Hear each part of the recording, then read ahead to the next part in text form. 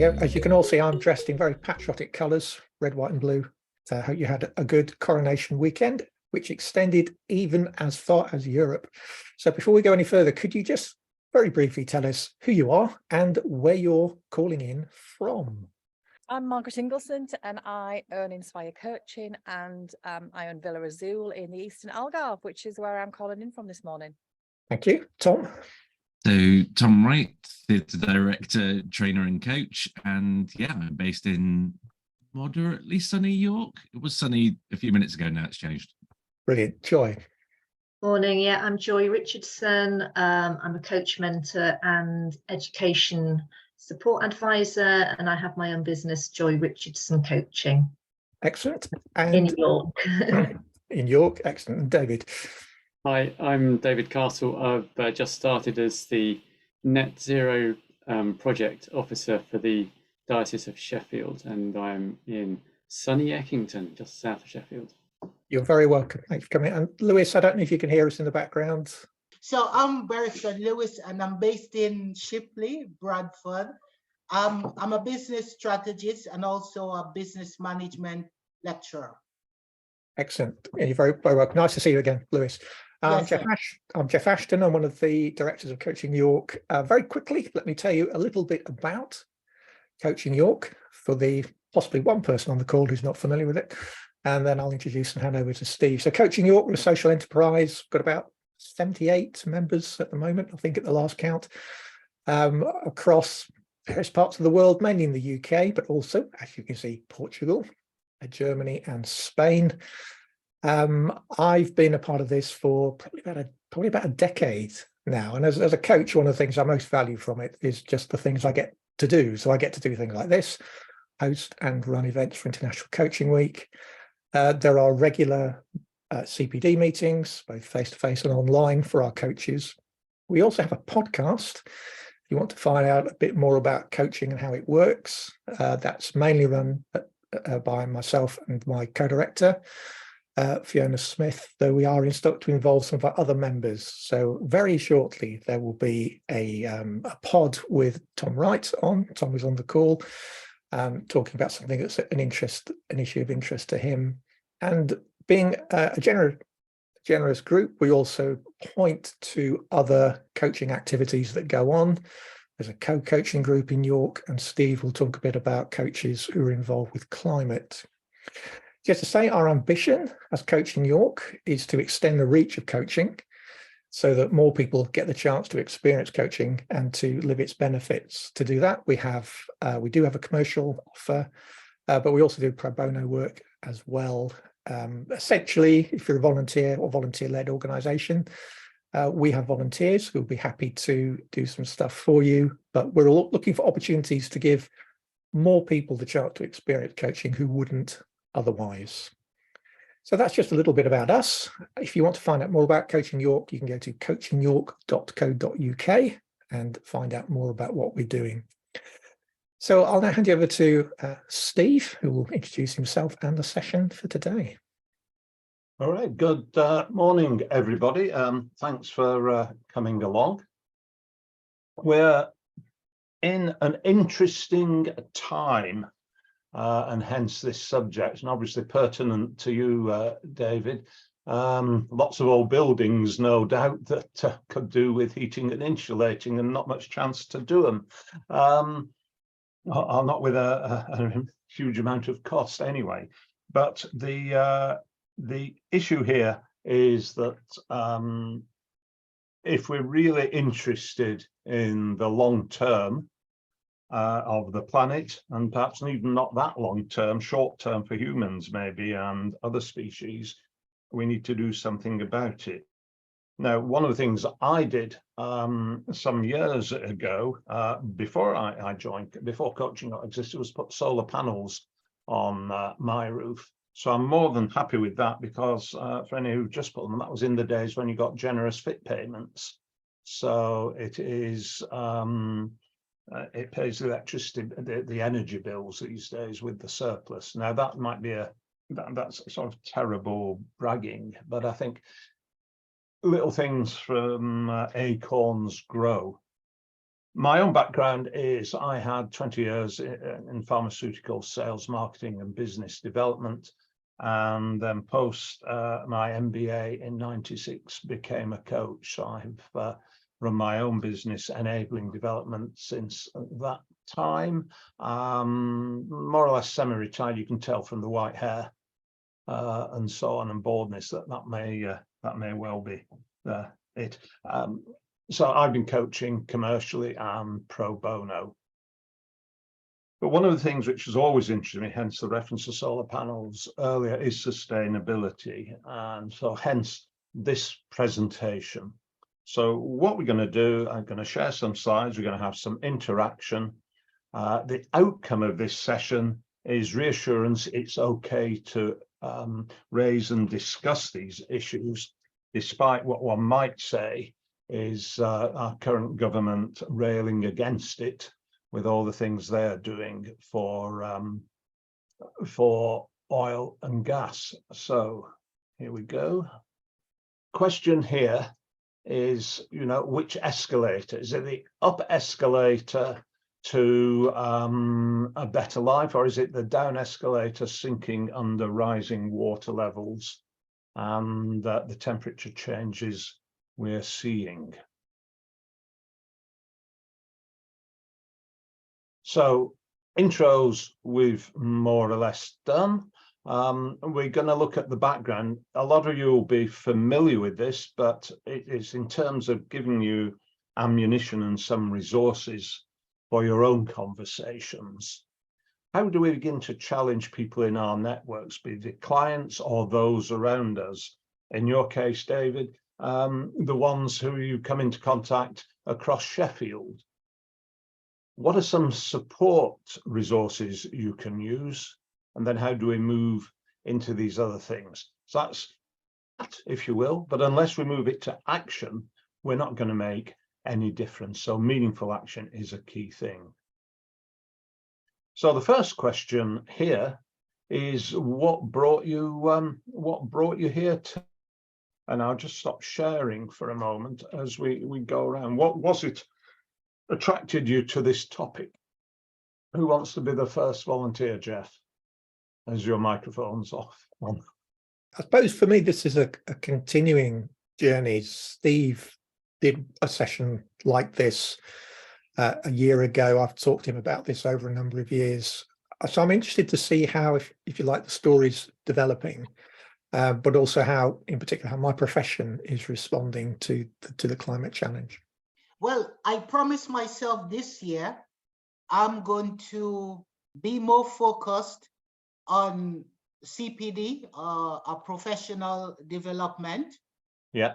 And so when opportunities like this come up, I thought it would be useful to participate, but I'm also looking to expand my knowledge on what's taking place environmentally, politically, economically. And I saw the topic appeal to me. But also I'm a business management lecturer. That's what I thought, yeah. I need to be keeping updated with events and how management impacts on whatever else is happening. Yeah, well, like a lot of people, I'm interested in the long-term health of the planet, sustainability, all those issues. So I think I'm here today to think about how I can incorporate that into my coaching.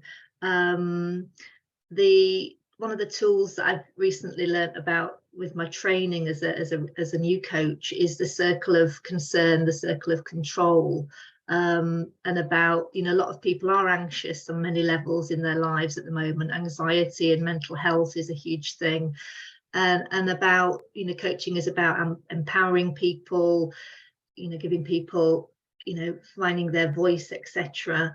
And how maybe discussions on climate change and sustainability can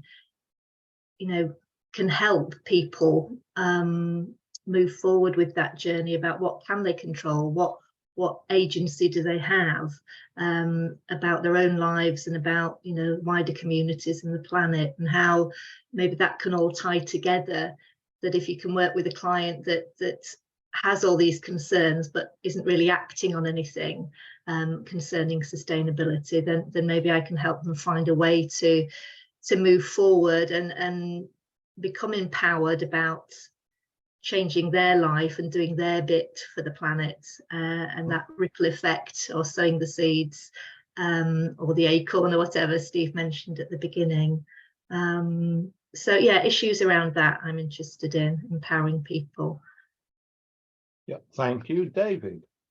A professional interest as well, of course. Well, absolutely. So I'm also a carbon literacy trainer, although only at the outset of that particular thing as well. So with that and my my day job as net zero officer, I want to be able to encourage people not to be gloomy and doom laden and thinking there's nothing that can be done, because actually there's lots of things that can be done, and that's I want to make sure that I'm giving a positive message, an encouraging message, and one which actually enables people to take the action that they can take, because they understand the issues, they understand what can be done and what they can do, and how they can do it as well, without feeling that it's all too much. So I think that's kind of where I'm at. I need to be able to give this mega positive message to people that Thank you, Tom. Yeah, so it's a topic that I've been grappling with personally, but also a couple of my coachees have been kind of connecting with on a very deep level. And I think that the constant balance between taking in information because it's important to know where we're at and what the current situation is and what possible solutions are and possible threats, with the drive to take action. And I suppose especially around the issue of hope, Good point. that the coaches that I've been working with on this issue really struggle. Like, the more they find out, the harder it is for them to believe that their actions are going to make a difference. And I have reflected that actually that, like, ideologically, I completely believe in like the power of hope and the importance of hope, not always capable of accessing it on this issue. And having reflected that in myself, going, okay, I need to do more work on that in order to be able to support my coachees more effectively around it. Yeah, thank you. Margaret, where it's going to be a bit warmer than the UK on the Algarve. Yeah, I mean, for me, I'm quite naive really when it comes to this topic. But since living here, we've seen firsthand the forest fires, we've seen water shortages. So we have to think in a different way anyway living here. But for me, I think we're still quite naive, and I suppose I wanted to be on today to raise my own awareness, because it's difficult to help your coachees raise their awareness if you're not aware yourself. Yeah. So I'm just trying to take snippets in, but I think, like somebody else said, it's getting that balance, isn't it, without then feeling doom and gloom about everything. And and I know from experience here, it's small steps that they all contribute to the bigger picture, don't they? Yeah, absolutely. It's the eating the elephant analogy. Don't do it all in one go, otherwise digestion. On the other hand, we probably shouldn't be eating elephants. So that's a time-dated example, of course. Okay, we'll crack on. So here's the Rogues Gallery. I think polluters, those who don't, I have absolutely no idea where the Tory party are, other than making money, having been sponsored by oil and gas. So that's why I put them in the Rogues Gallery. I have substituted Sunak for Scott Morrison, who was the previous Prime Minister of Oz, because of course they've got all the huge coal mining things over there.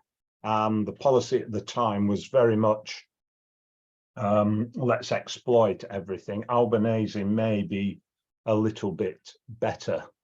Biden talks about it, but America is still there. Obviously, and China are doing their worst.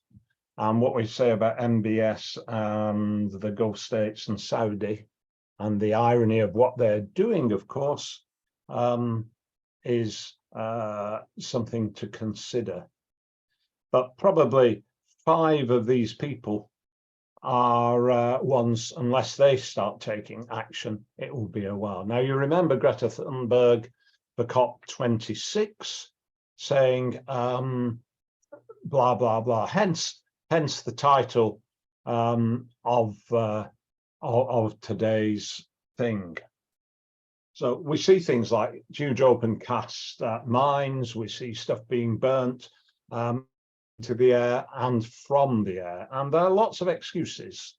We've had the excuse of COVID, can't do anything about it, and the latest excuse is to do with Putin's war on Russia, Putin's war on Ukraine, and Russian exports of oil and gas. Just because that's going on, it doesn't mean one can't do anything about it. But these 6 individuals, amongst others, are the ones who, for various reasons, don't seem to be that engaged. The other thing to mention, having mentioned Australia, is that it's all very well, as a lot of these people say, we could do carbon credits and carbon capture and storage is the job. It doesn't actually work. When I send the slides afterwards, you'll see in the notes I put down about carbon capture and storage. There's an organization in Australia called the Juice Media, which has honest government ads about what the Australian government is doing, and it just exposes the fallacies behind it. So the juicemedia.com is one to have a look at, to look at what's going on if you wanted more news about Australia. So if this is sort of the big picture, some of the political stuff, and certainly a lot of the economic stuff, obviously China and India expanding, they want oil and gas. There are 2 providers there. America more or less keeping it to itself and using it, but unfortunately still burning a lot. I think we've all seen these graphs, excuse me, and this is one from NASA looking at the difference between, well, 140 years of rising temperature. So you can see just about 1940, well, a bit earlier really, stuff was beginning to climb, but just look at how that graph is growing steeply. So if we wanted to look at the heat spots on the planet 142 years ago, this is what it's like. And when we compare it to last year, and the big worry is it's warming 6 times as much around the Arctic. And we've all seen the various things. Interesting, Blue Planet 2 was on BBC 2 last night and was talking about the Arctic. And that was something from about, I think, getting almost 10 years ago with reducing ice flows, and it's got worse since, of course. So again, this is the interesting thing around hope, or is it all doom and gloom? For me, this is the one about facts. The website underneath, you'll be able to click on these links later, it gives a whole lot more information. It's not just NASA. Everybody thinks this. And apart from a few loonies who ignore the science. So yeah, the land has warmed up, but so has the ocean. So again, you can see a 60-year gap here, but looking at it in the Pacific, El Nino or La Nina, of course, affects the global climate as well. So things are going to change. And we know there's already an effect on stuff in the sea. Leads to, of course, is the various weather patterns we have. And those, where what goes up must come down. So here are some of the weather patterns last year in Pakistan. And you can see on those, the Indus River, how water came down, inundated, and has lasted. And there was something recently, I think it was on Channel 4 News a couple of weeks ago, about the fact that there is still a lot around. So that's one part of the world. And we know the Iberian Peninsula has been suffering. So this is where this begins to bring things home to people. Obviously, Margaret, you're much closer to it than us. In the UK, of course, this will have an effect on fruit and vegetables, which are not growing as easily because there's no water to irrigate. And prices go up. But it also means that there's an effect here. This remarkable thing from, you know, a couple of weeks ago, what's happening in Devon and Cornwall. And last week, record heat in Southeast Asia. And of course, what that leads to are, as you mentioned, Margaret, the forest fires, not just in Iberia, but around the Mediterranean. So if this is going on, it does tend to cause a bit of doom and gloom. However, let's look at some ways to resolve that a little later on. Then who are the real baddies? Obviously, it's the per head thing, but you can see that China's producing 4 times, it's like 2.5 times the amount of CO2 that the US does, and almost 5 times India does. So that is where we really need to have some impact. But then just look at the per head. And I think we know that the Gulf states and excess do that. And with all the lights, all the building and everything else on. What surprised me here a bit was Canada. But of course, they have oil there as well.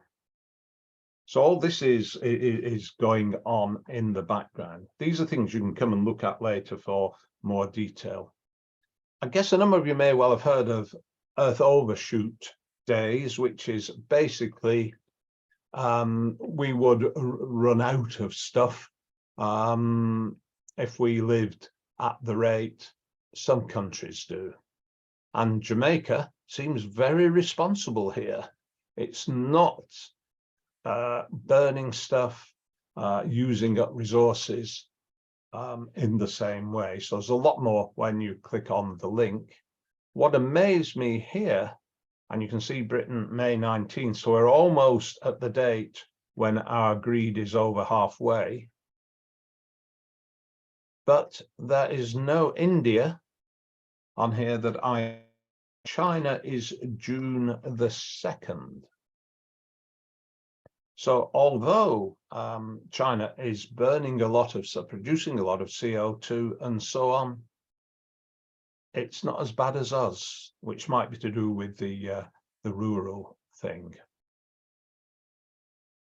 So these are all pieces of evidence which lead us to think, what next? And the International Panel on Climate Change is one that is sort of the authoritative body. And so just a short video here.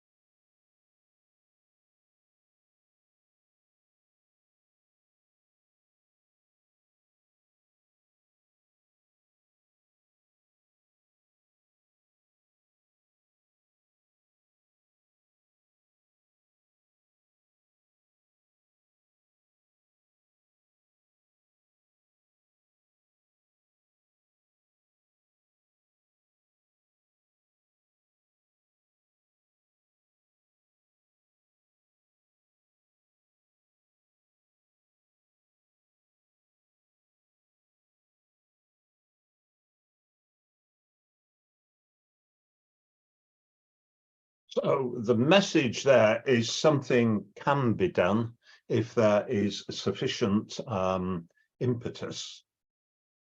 But of course, we saw halfway through that video a well in Africa being dug deeper and deeper. And when there's no water, part of stuff there means there is increased migration. And we see that we have particular issues perhaps of turning people back when they're in extremis at the present time. But without looking at the cause, why are a lot of these people moving? And if we'd begun to do something about it as a government, and that's any government, not just the UK one, would there be less migration, which is perhaps one argument if one can get through to more, how shall I say, evenly balanced politicians than we have at the moment. And the same in one half of America as well. And why is the poverty as another driver? Because of course people can't grow crops. So a lot of the underlying drivers are being ignored by the rich West. There is an argument that this push for growth, and we saw some of that last year with the right-wing think tanks influencing government policy disastrously, that there is a lot of pressure coming to make money, but for the few rather than the lot. So equality is a huge issue in this whole argument. So if this is the background, the context, what should we do? How do we feel about raising these with the colleagues around? So let's just open up again. What are people's thoughts? Should we raise this? How might we raise this? And then we'll come on to some resources and tools which will help. What are people's thoughts? Who wants to be the first volunteer to suggest how should we raise these issues, if indeed you feel we should, with clients and those of us in the network, or as you say, David, in the day job? I suppose for me, the interesting thing would be the short-term survival of the human species and our needs versus the long-term generational resources to survive. So how do we strike this balance between our immediate needs and the long-term needs? And we also have human nature into that. Perhaps we've been socialized over the past 200 years or so to live in a certain way and behave in certain ways, and changing the psychology, the philosophy of how we live, that might be something we also need to consider in its own right. So I find the whole thing very interesting between immediate survival and long-term survival of future generations. Yeah, so that's the legacy question, or the legacy area. Yeah, so thanks for that. Who's next? I'm just thinking there's a difference between, obviously, colleagues and your networks is one group, and then the other group is your clients. So with colleagues and your wider networks, that it's potentially starting with I feel this, I'm concerned about this, and raising issues of climate change and sustainability. It's putting on events like this that you're doing, Steve, and inviting people to learn more, or within whatever forums, whether it's a Coaching York Zoom session or other types of networking, that it's putting it on the agenda, inviting people to engage if they want to. With clients, I think it's a little bit more tricky, isn't it? Having learned that coaching is about what your client wants, it's their agenda. They need to set their goals, their actions, etc. So it would be more of a tentative approach potentially with clients to say, just so you know, there is coaching around climate change and sustainability and empowering people in their own lives on that topic. So if that's something you want to explore, you may want to choose to put that on your agenda. So I don't know whether that's one way of approaching it. And another, David, thank you. Yeah, to me, there's a couple of things, and these are kind of born out in the carbon literacy training that you can do. There are kind of two areas of influence that I see. The first is on personal behaviour. So do you turn your thermostat down by a degree? Do you invest in solar panels if you can afford it? Do you use sustainable transport where you can? Do you buy a Chelsea tractor, or do you buy a moderate car which actually gets you from A to B? So those are the kind of the personal things, but also different people have different spheres of influence, and they have more or less power, if you like. So, for instance, if one of the things that on the carbon literacy course you do in order to become certified as carbon literate is you have to make some commitments to change your behaviour, and those are determined by the scope of influence that you have. So if you're the chairman of Shell, then you have a great deal more influence on different things than you do if you're struggling on minimum wage or less in terms of what you can do. So to me, it's about encouraging people to do what they can. But also, there are some people who just don't give a stuff about the planet, but they do give a stuff about how much they're paying for stuff. Yeah. And actually reducing your carbon footprint or your energy use, for instance, reduces both the cost and potentially the carbon footprint as well. So, so I think that, to me, it's about who your audience is. You know, what's actually motivating them, and do you stand any chance of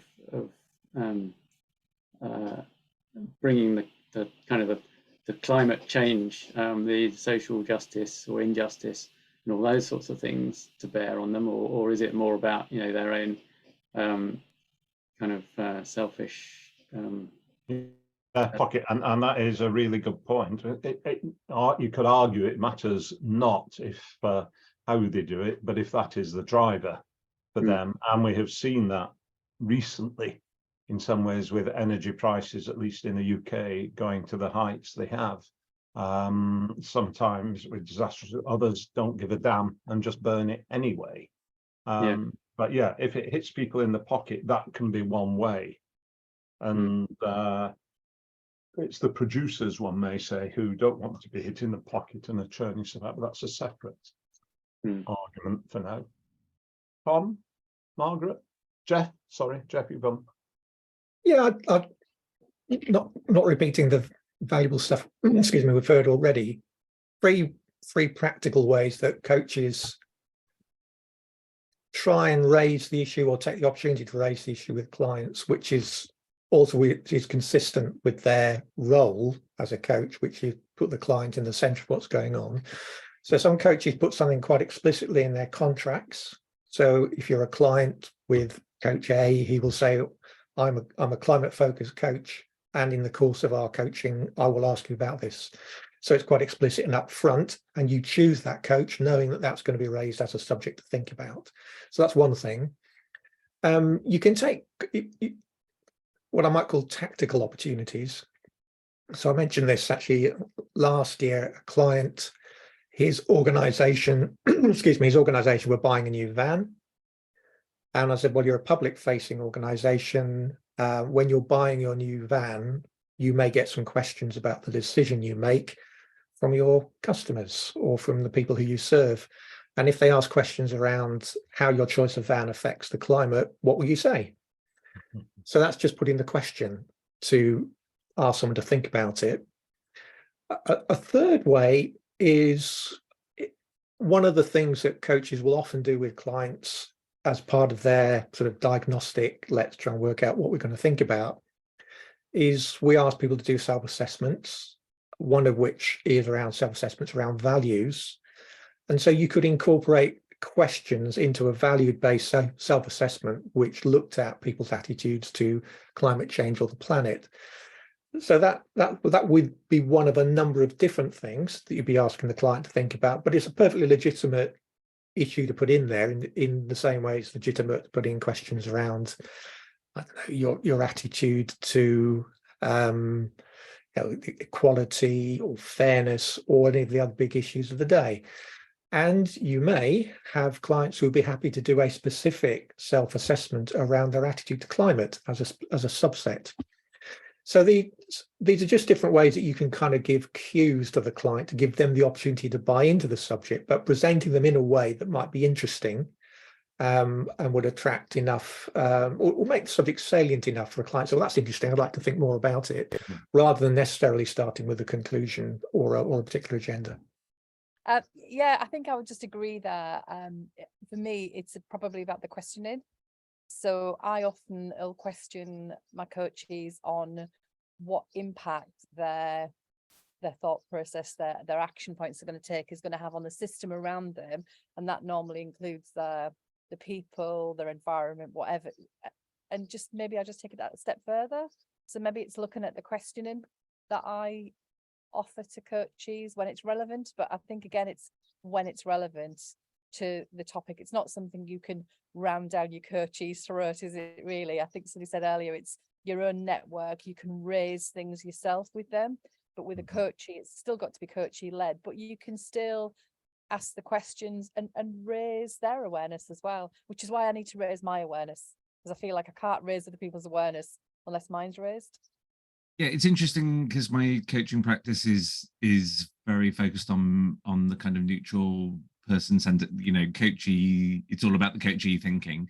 I think what Jeff offered then around the contracting and being really clear that part of the process will involve asking questions about the environment as appropriate. That's very helpful because that makes it kind of sit within my values as a coach very cleanly. I would say my work, and I don't know kind of how this has ended up, but my work is kind of 50-50 people who, for whom the climate crisis has just not naturally come up in the conversation because their business is focused elsewhere. I, through conscious selection or just how my networks work, have not ended up working with anyone who is, whose business is actively having a huge negative impact. But then I've got this group of people who I'm working with who are highly knowledgeable in the area. Like one of my coaches represents a major NGO. She's a lobbyist for a major environmental NGO to the European Union. She knows absolutely what's going on. And for her and several other of my coaches, the issue isn't kind of ignorance or apathy or not engagement, it's despair, and how to work with that, especially when there's no way I can catch up with them in terms of environmental knowledge. That's their entire life. Yeah, so that I would say is the biggest challenge I'm facing, is how there's possibly a spectrum with people who don't know, don't care, and then we have on the other end of the spectrum people who know to the extent that every action they take seems so tiny in the face of what is so enormous. And this is people, when I say take action, I mean people who have dedicated their entire lives to addressing this issue. And I guess, everybody is somewhere on that spectrum and there's lots of space in the middle, but trying to find that healthy space of knowing and understanding the scale enough to be motivated to do something about it, but not to then be so immersed in that the actions start to seem meaningless. There's perhaps a thing of standing back a bit there, yeah, to give a more objective one. But there are bits with your other theatre. It's already happened now, and that maybe for energy as much as anything is theatre spotlights, and theatre lighting is LED now and has been for some years. And that is arguably his old hat. There used to be, in the days of what was it called, the not the Training Enterprise Council, the other thing about that, there was an organization in Leeds called CO2 Sense, getting on now for the middle of the noughties, and they were all about getting the message over. And that was about putting LED lights in and saving money. And one of the examples they used was in a Next warehouse, which if you drive south down the A1 is to the right, Barnsley, Doncaster way, or just a bit further north. They saved over about, was it £1 million by, it was a huge amount of money by putting LED lights in rather than all the sodium and other things. So they're little things, and it comes back to what you were saying, David, about saving money. Now, I think the LED light thing has moved on because it's something a lot of us will have done. Yeah, I mean, in your buildings, I'd have thought would be one. Yeah, absolutely. In fact, I've just finished a contract that wasn't specifically to do with that, but was to replan a warehouse for a local manufacturer, and they are going to save over £5,000 a year on electricity from the LEDs that we've installed in their warehouse, and it's only a small warehouse. But it's £5,000, isn't it? Yes. Yeah, absolutely, and it's a £6 million business. So £5,000 on saving actually paid for the installation of new racking and all the rest of it. But I think one of the things which is interesting there is the opportunity with students, which are part of the network in the teaching side as compared to the coaching side.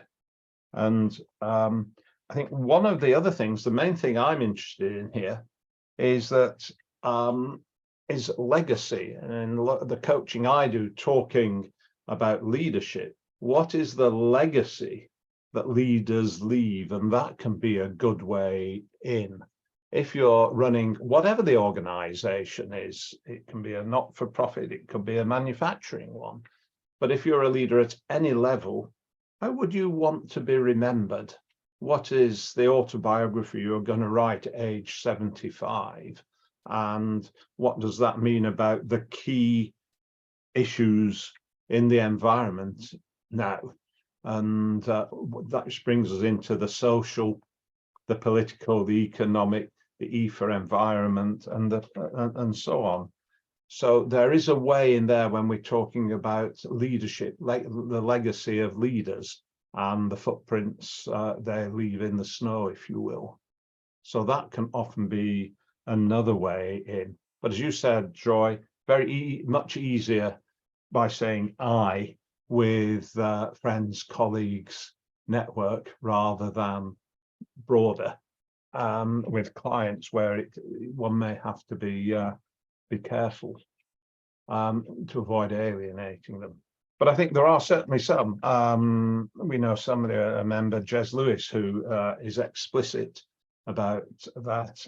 Similarly, Jan Browse is explicit, and it is about, we'll do Zoom rather than travel the length of the country for that. And this is part of my commitment to the planet as well. And I think in the contracting stage, as Jeff, either explicitly or otherwise, we can talk about those things. So if this is the challenge, what are some of the things which will help support us? So they're starting in Australia a while ago, the Climate Coaching Alliance, which has been going about 3, maybe 4 years now. And what it does is it's a huge resource. It had, was it last month or March, a festival of ideas on climate coaching. And I realized only yesterday we could have, through them, this session. But they are a global one, full of resources about that. The particular second one is worth looking about. How do we transform impact as leaders? And it's Hala Thomas-Dottir, who's the chief exec of the B team, which is about alternative leadership. So have a look at that, and that will give you some ideas. The coaching associations as well. So the EMCC has resources there. But there are 2 main models. This is Peter Hawkins' eco-cycle. And what he says is start towards sort of bottom left. Where are we on this cycle? Is this something of interest? Is our mind at least open rather than closed? So you can read what goes on there, but these 5 parts: curious, and I guess some of you that one, and moving into informed, moving into aware, getting engaged, and David, I guess you're on the engaged, active part of this cycle at present, given your role. So we'll be at various stages, but we can progress. So there's more of that in the video than we have time now. But the first bit is awareness. It's a bit like the marketing thing model AIDA, which is awareness, interest, decision, action. So are we aware about these things, and how much does this affect us? If we watch nature programs on the telly, that may be one. If we watch travel programs on the telly, we can see how the stuff chopped down for palm oil or soya and the soya being chopped down, the forests chopped down in the Amazon for soya by and large to feed cattle. So we eat ruminants who are busy belching and farting methane and other gases out all the time. So part of that can be, do we begin to alter our diet as we understand what's happening? I think a lot of us on this call and wider are probably partially at the aware stage. You know, what are the reactions here? Is that the despair or the hope?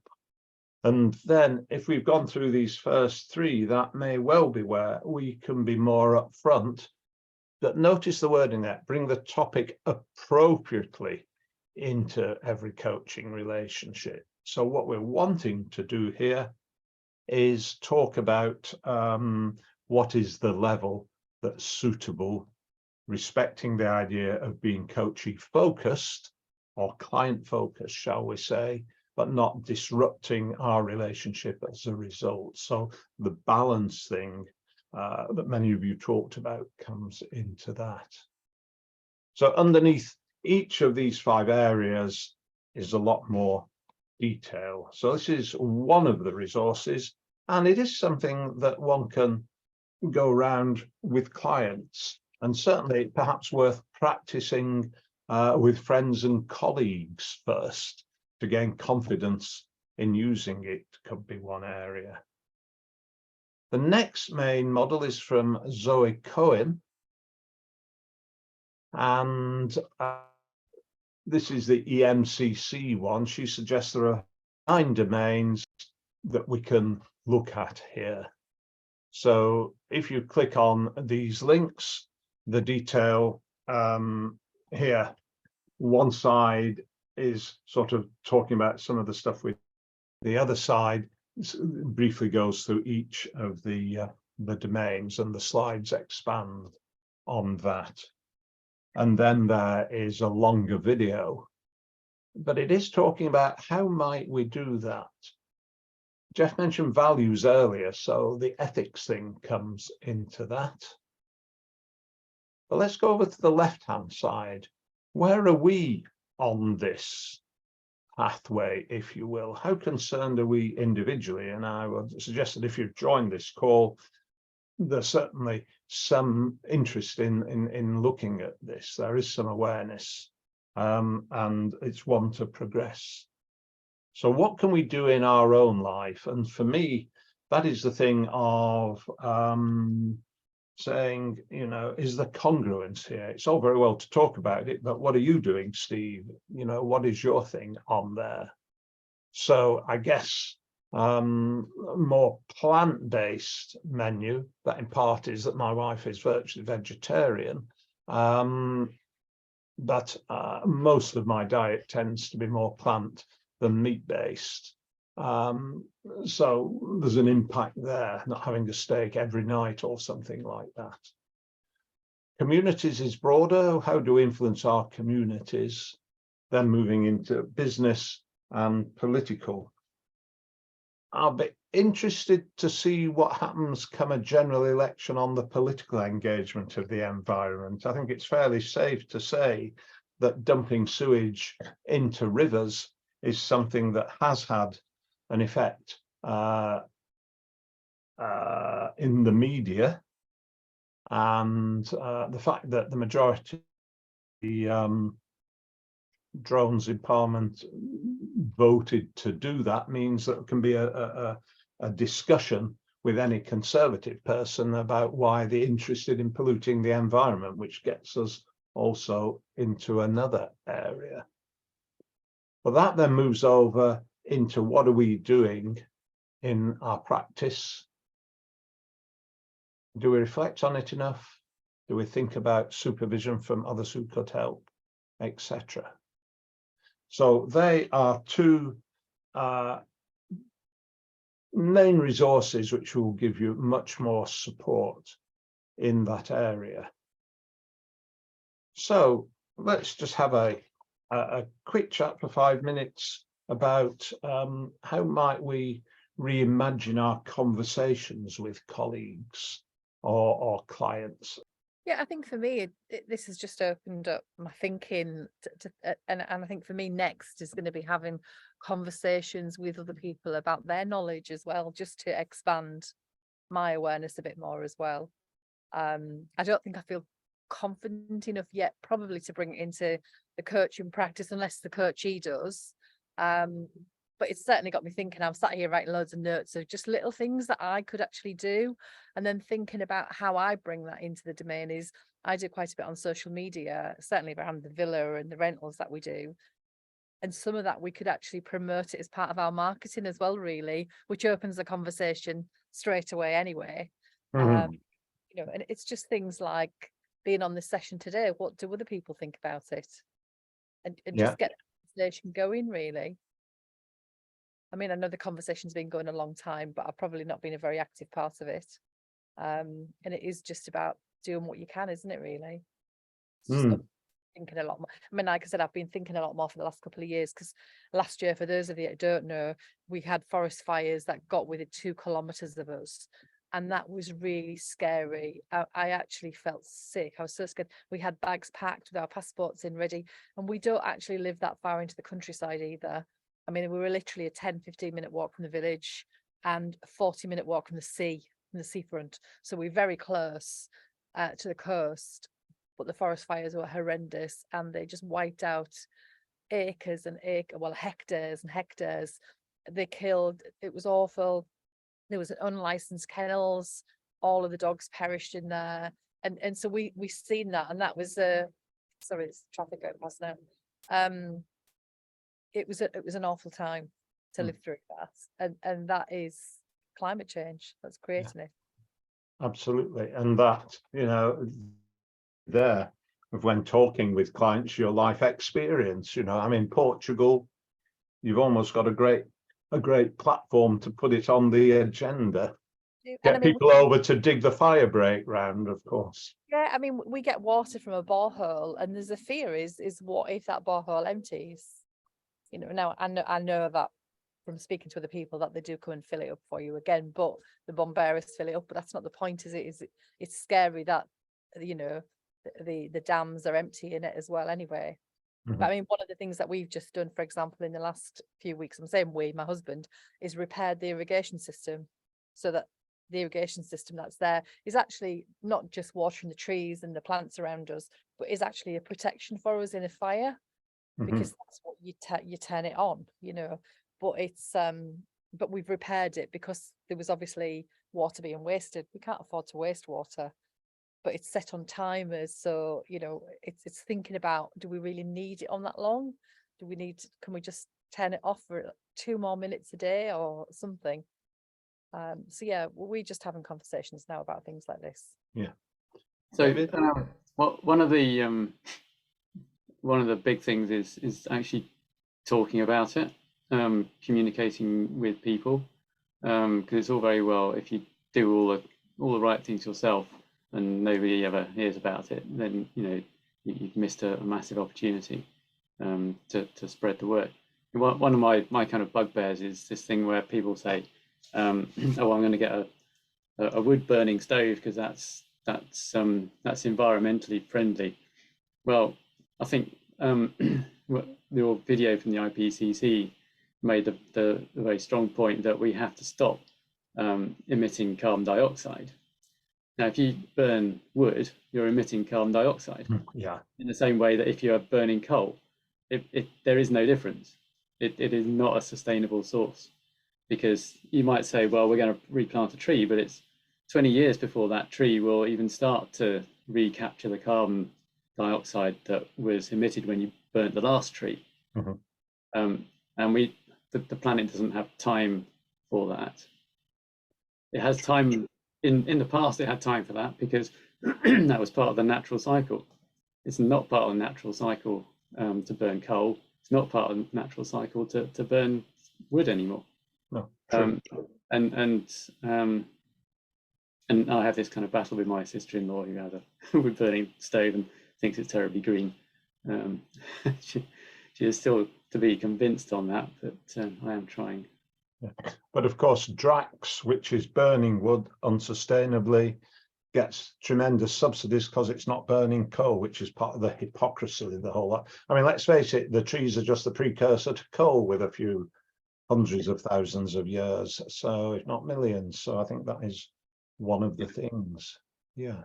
And its habitat as well, because some of the trees that they're actually cutting down, according to that BBC documentary, is kind of virgin rainforest. Yes, of course. Yeah, but that doesn't matter. We're making money, which unfortunately is the ostrich approach for a lot of it. And it's not in my lifetime. Well, for a lot of people, it's in the lifetime. It's certainly their grandchildren's lifetime. And for me, legacy there is important. You're not bothered about, have you got grandchildren? Have you got children? How old are they? And there can be interesting things there that one sort of, that might be a bit guilt tripping, but it might make them think, if they're interested in the progeny, is another way in. Anybody else quickly, Jeff?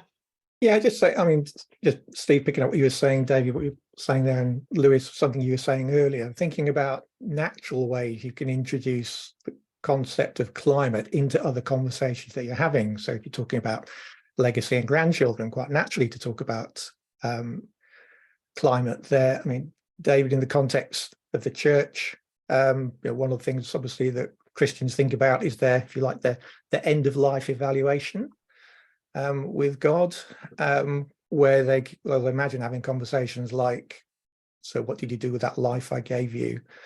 And what did you do with the planet I gave you to look after? I mean, it's a natural way to kind of introduce that subject where that conversation is going on. And other kind of more tactical ones, things like people have conversations about where they're going on holiday.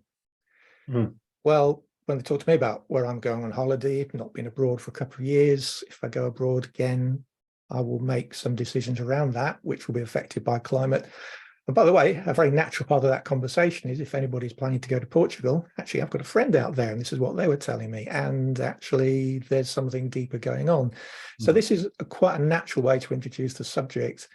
And actually, just one last thing, I think sometimes with coaching conversations is that a client may not think that talking about climate is necessarily appropriate because it might feel bigger than the other things they were talking about. So as Lewis pointed out earlier, people's views on climate will be shaped by their view of the world in general and human nature in general. Well, that's quite a big thing to introduce into a coaching conversation. But on a more tactical level, then whilst the client's interests might be quite immediate in terms of things they're worrying about, next decision they need to make, actually saying it's okay to talk about climate as well in that, kind of giving that permission for that to be introduced into the conversation is possibly another way of being able to introduce it. That I could probably handle the topic better now, having heard you talked about it and the resources that you have provided. So I think I could have more coherent conversation about it with friends and others, because in terms of my teaching, it would come up under CSR sustainability. Yes, of course. That's the advantage, isn't it? Yeah. We're going to talk about it. But with some of the charities I'm working with, because they're dealing with social deprivation, educational concern, they probably may not see the environmental discussion as an important one for them at the moment because they have more basic needs to discuss before that. But nevertheless, I feel I've got enough resources to open the conversation. Which is around, and I can't remember the name of it, but it's about climate conscious schools, something like that. And certainly I heard I think it was Leeds Grammar do quite a lot. I mean, it's sort of spun out of Greta Thunberg and the school's climate initiative. And a number of schools have climate programs on, and arguably that is a really good place to start, because if the schools are doing it, kids will come home and tell the parents, and there can be some influence there. So the schools, it's quite a big national program. I'm just sorry, I thought of it today and can't remember the link. I'll try and find it and put it with the message later. But it is about that can be a good place, and if we've got children or friends with children, what's going on in the school there? And it might be something such as rewilding. It might be a lot more exactly on message, because they're the people who are going to suffer. I mean, with due respect, well, probably not all of you, but I'm going to be dead by the fan is hit. But my children who are in their early 40s, they, you know, if they live to 80, they're going to be suffering from it. Neither of them are having grandchildren, but if there were grandchildren there, they certainly would be suffering, because, you know, 20 too late, and that's only a few years away. So these are the things which are around. So a bottom-up thing, if you will, in terms of age, can be a very useful thing. Just to finish off, many of you will remember this motivational poster. So on the thing for hope, it doesn't have to be the whole hope over despair. One little bit begins to make a difference, hence my reference earlier to acorns and oak trees. And then the journey of 1,000 miles starts with the first step. And if it is to be, it's down to me. So the question here really is, what is the one thing each of you could do to begin to make that difference? Because as from a demonstration in Germany last week, the future is in all our hands, whether we're a teenager at school on a protest or whatever. So what one thing might you do in the next week? I was going to say, Steve, I like the idea of incorporating climate change and sustainability into a, you know, the value-based type values based type assessments that coaches do with their clients. So I'm going to have a think about that and yeah, draw up something, I think. Yeah, I think for me, it's still to become a bit more informed, but I've already got the bones of a sustainability plan for the villa and all that we do. And I think, do you know, there's already things that we're doing. Maybe there's just that bit more that we can do. And like I said, just taking little steps in there. And you mentioned earlier discussing a bit with the people who come to the villa. Absolutely, yeah. And I think as we do that, that's something I can also use in my marketing to get more people here as well. So it's a win-win really. Yeah. So yeah, absolutely. Yeah. Anybody else at this stage, David? Yeah, I was just going to ask Margaret whether you have kind of advice for how people travel to your villas, and whether there are I don't know where they come from, whether, you know, they can come on more local transport or whether it's always flying. But yeah, that's kind of what I'm thinking. I mean, obviously a flight is the where most people get here. But having said that, is we do get a lot of people from Europe come here as well, so they tend to drive. The train, we try to encourage people to use the train system in Portugal, because on the Algarve it goes from one end to the other, which is great, but sadly it just doesn't go into Spain. And there is some talks about taking that into Spain as well. But yeah, I mean, it's difficult to travel here, isn't it, without you know, without getting an. Having said that, we're actually coming back to the UK, but we're going to go on a road trip, but we're going in the car, but we've got a part electric car, and you know, so we're doing that instead of flying this time and see. We're going to northern Spain in the summer to do you've probably heard of it, the Camino de Santiago. Yeah. We're getting the train from Chesterfield to the Pyrenees, 9 hours by train. And if we were flying, we'd have to drive to the airport, wait for 2 hours to check in, fly, and then we'd have to get a transfer at the other end. it would take more than 9 hours door to door. Absolutely. And the It's taken delays that 9 we hours get on as this. well, it's, Yeah. you know, very often the delays, But- we regularly have delays. So yeah, absolutely. And These Jeff, you, things are far more possible than people imagine sometimes. yeah, and it's And trains- interesting. Trains are Some, very cheap here as well. Sorry, trains are very cheap here. So we do Yeah. try and encourage visitors to get the train to the local areas because it's Mm. so much cheaper. and Jeff, you mentioned the holidays, and a number of travel companies are saying that certainly within Europe, the alternative, I mean, Exodus, who we've used quite a bit, do it without they don't price it with the flight option to begin with, but they're upfront saying other methods are available. We can organise trains, certainly within Europe. Obviously, Asia's rather different. But yes, they're the things there. So, Jeff, one last one.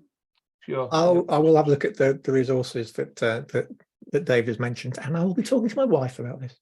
Okay, well, many thanks. The idea here is to, if you take one more step than you're doing now, it's starting on the flight to the top right there, and one step is better than no steps, but 10 are a bit more.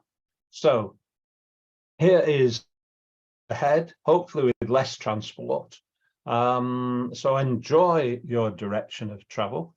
The Climate Coaching Alliance has events. There is a Yorkshire chapter, if you will, which every 2 months meets up for a chat on a Wednesday between 12 and 1. The next one is due in, I think it's going to be in June sometime. I can't remember the date, but in the next week or so, it should be on the events one. And that's a chance just to come together and have a chat about issues, climate, at whatever stage you are.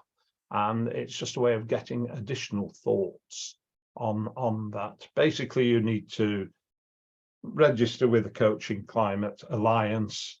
They're all booked through there, but there's no fee, no hassle, and it's an additional resource that, well, there are hundreds of these meetings around the world, so you can dip in and find out lots of other things that are there.